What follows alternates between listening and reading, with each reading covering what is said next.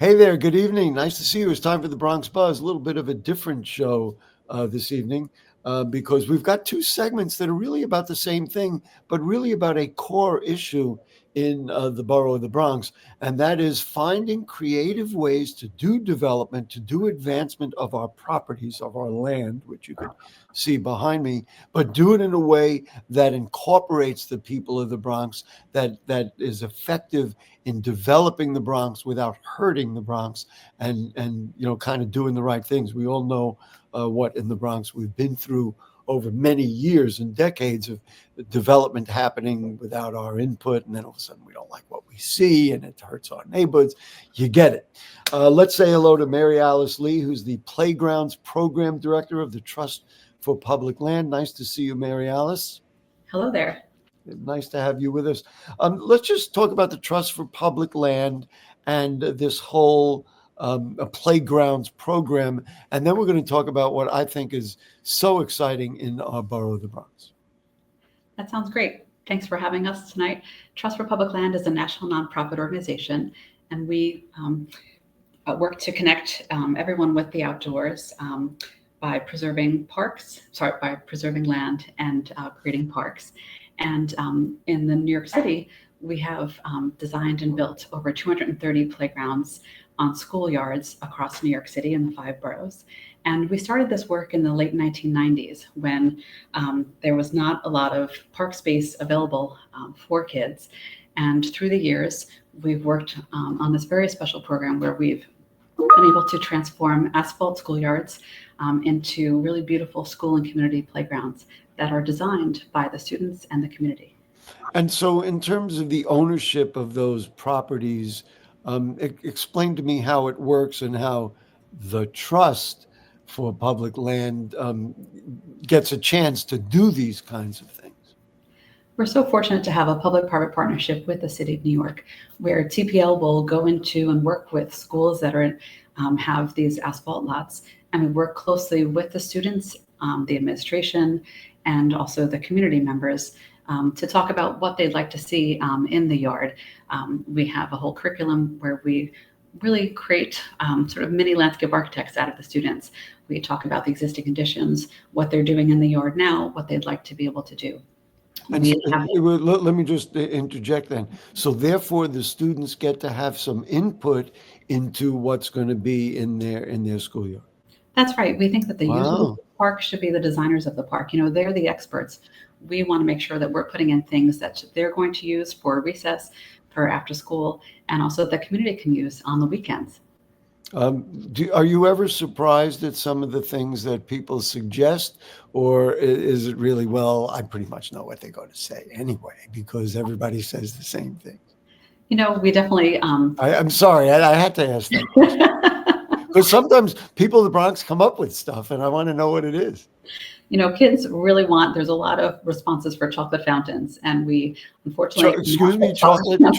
Wait, chocolate fountains? Yes. And unfortunately, we cannot add those to the playground.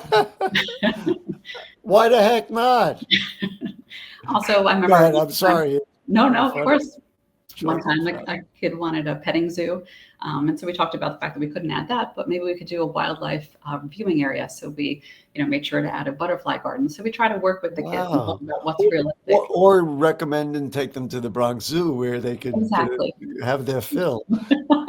Wow. And so that, I asked the question, not really knowing what might come up, but that is so interesting. And of course, kids will be kids. Yes. And say that. And so you and others go into schools and work with teachers and families and all that. Oh, I did not know that. I'm so happy to hear that. So let's see, we have an opening celebration for a new community schoolyard at the Bronx School of Young Leaders at PS 306. What neighborhood is that? So that's right by sort of like it's sort of like the West Farms neighborhood. West Farms. Yes. Okay. All right. So now Anderson, our producer, has some before and after. So let's take a look. I want to show people, because we all have been through this in the Bronx. I want to show you what it used to look like and what Mary Alice and her colleagues have transformed it. So Anderson, what do you got? Show us something. Okay. So this is what? This is Or picture, yeah. So this is what the kids were playing in before the intervention, and there were a lot of Wow. cracks and in the asphalt, and now. So it's an artificial turf field that actually collects stormwater, so there's less flooding and also less puddles on the yard. There's artwork that's designed by the students. There's a green roof gazebo, which is nice and cool to sit underneath. That's really popular. Among Wow. the parents. There's trees, there's an outdoor classroom, there's basketball courts, there's a really large running track, and it's a really fun place to spend time.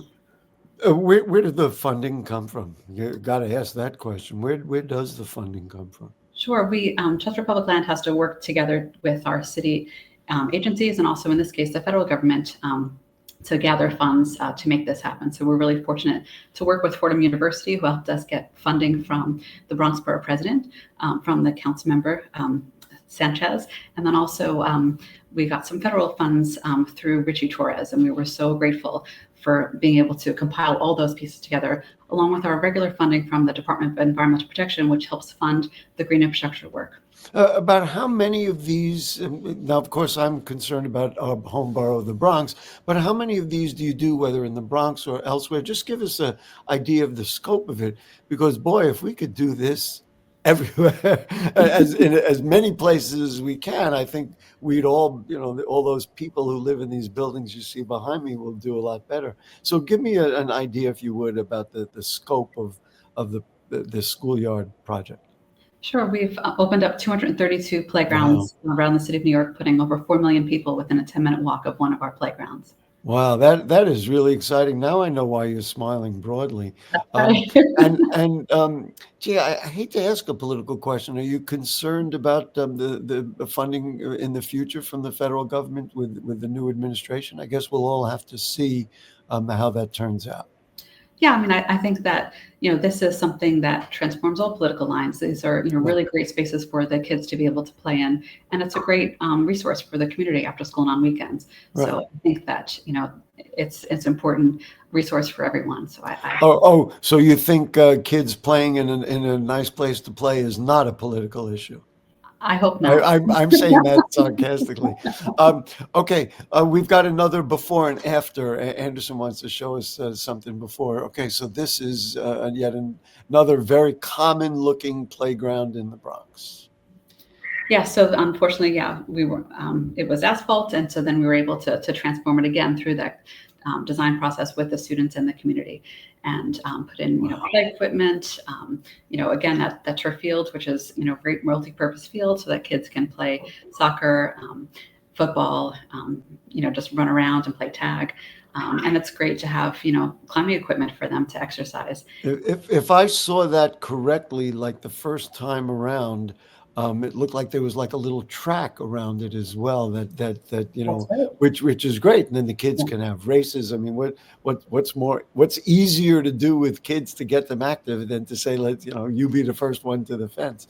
Um, so what is the next step? Like at this point, do you have plans for other schoolyards? Do you look at other schoolyards and say we can do something with this, or do people come to you and say, "Hey, what about my schoolyard?" What is the process specifically so that the people of the Bronx, parents especially, who are watching, can say, "Oh, I've got this big asphalt playground. It would be great if my kids really had something that was not just hot in the summer, but actually provided some relief in all ways."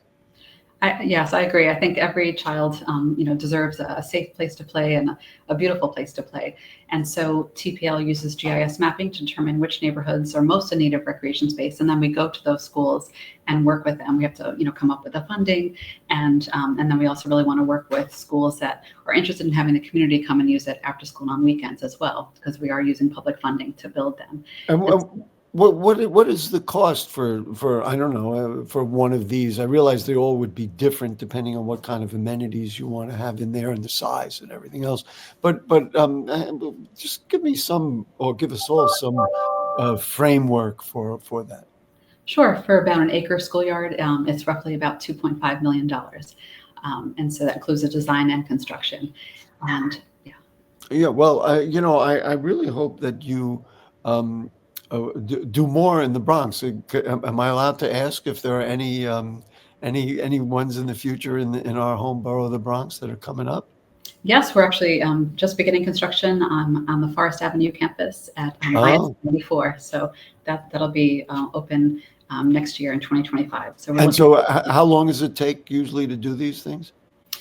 So usually our process is it's about 1.5 to 2 years from the beginning of design till it's open to the community.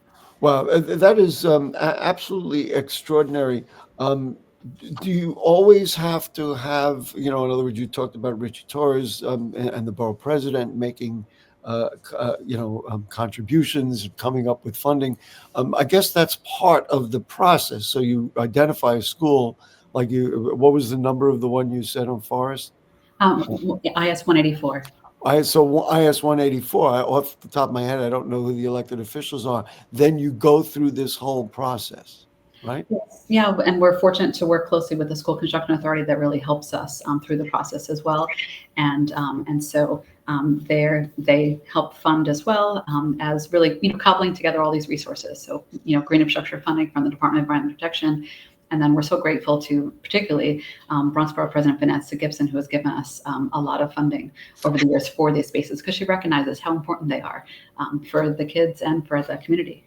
It's not only, I can appreciate that any borough president should do that kind of thing, but I know Vanessa Gibson has made a very direct point when the study of bus stops, hot bus stops came out. She was very strong to say that we don't have canopies, we don't have green spaces. And then, of course, you could trace that to various health issues, et cetera, et cetera. So this certainly makes sense. Mary Alice Lee, the Playgrounds Program Director for Trust for Public Land. Anything else you want to just let the public know? Maybe you should let them, principals and parents, know who to contact when they see this show and they're going to say, "Oh, we could use that." Like, what do they do to Yeah, make the best thing to do is to reach out to your city council person oh, or council person? or your borough president, Vanessa Gibson, and they'll help. And say that you saw this segment Great. on the Bronx Buzz on BronxNet, and you like the idea of transforming your school's playground. Mary Alice, you are saving lives. You are creating vistas. You are creating beautiful spaces for our children. And boy, oh boy, in the boogie down Bronx, there's probably nothing more important than that. We really, really appreciate your time today. Thank you so much. It was wonderful to spend time with you. Great.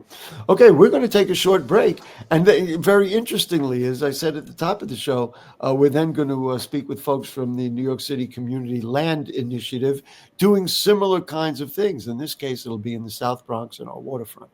Don't go away.